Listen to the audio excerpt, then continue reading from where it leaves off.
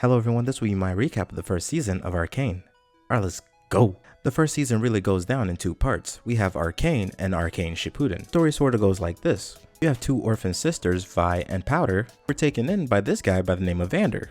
Vander raised these two girls like his own in a place called the Undercity, where Xander is sort of its de facto leader. As the leader of the Undercity, Vander had to sacrifice a lot of things and cut a lot of deals. One of these deals is with an enforcer.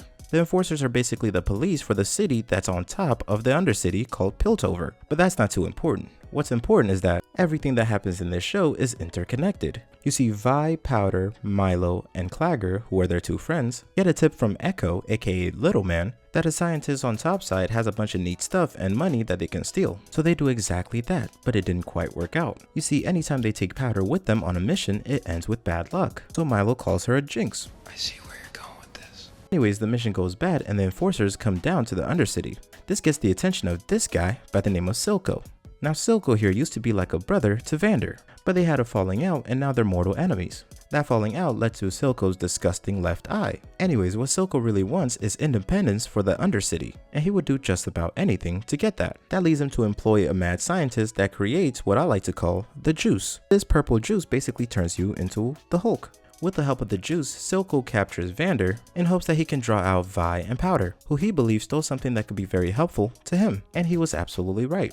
You see, Powder during the mission that went awry stole these gems. They're basically catalysts for magic but are highly unstable. They're bombs. Anyways, Vi, not wanting to jinx the rescue of Vander, tells Powder to stay at home while her, Milo, and Clagger go rescue Vander. But the thing is, Powder really doesn't like being abandoned. Oh, she's crazy.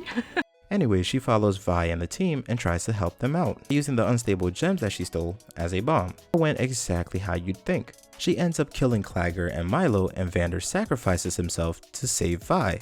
Vi, rightfully so, lashes out on Powder for logging the only 3 people they can call family out of life. This completely breaks Powder. Before Vi can take any of that back, she's captured by an enforcer by the name of Marcus and thrown into prison. Silco, who initially wanted to kill Powder, takes her in as his own daughter, and several years later, we're now in Arcane Shippuden. A lot of things have changed since Vander's death, and for the sake of time, here are some important storylines you should remember. A scientist by the name of Jace, who was actually the one robbed by Vi and Powder, with the help of his research partner Victor, found a way to harness magic through technology which he calls Hex Tech. This makes Piltover the center of the world for trading. He's also made a councilman, which means he can now influence the politics of the city. He's also dating another council member by the name of Mel. Another thing that's changed, Powder is completely unhinged, works for Silco now, and goes by the name Jinx. She's also absolutely my favorite character and can do no wrong. Anyways, Jinx is an absolute menace to society. She puts a lot of people on shirts on a daily basis, including enforcers, which leads to one enforcer by the name of Caitlyn trying to track her down. And to do so, she gets Vi released from prison. After finding Jinx, Jinx loses her mind a little more after finding out that Caitlyn is traveling with Vi, which made her jealous because she thinks that she's been replaced. And as much as Vi tries to convince Jinx otherwise, they always get interrupted by something or someone, like Little Man aka Echo beating the absolute dog water out of Jinx. When Silco finds Jinx beaten up, he takes her to the scientist that created the juice. He does exactly what you think he'd do.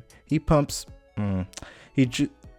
that's okay. You know what he did, which makes Jinx stronger and more terrifying. Vi, now armed with gauntlets created by Jace in order to stop Silco and Jinx, beats the absolute dog water out of Silco's right-hand woman, Seviko, for the second time. But before she can celebrate, Jinx knocks her out and captures her. She also captured Silco, who brokered a deal with Jace for the Undercity to be its own city and go by the name of Zaun. The deal required Silco to turn in Jinx, which Jinx found out about, hence why he's captured. Anyways, after a terrifying dinner provided by Jinx, she knocks out Caitlyn, who she also captured, and accidentally kills Silco, who reveals to her that she was the daughter he never had, and that there was no prize worth losing her for. It almost made me cry.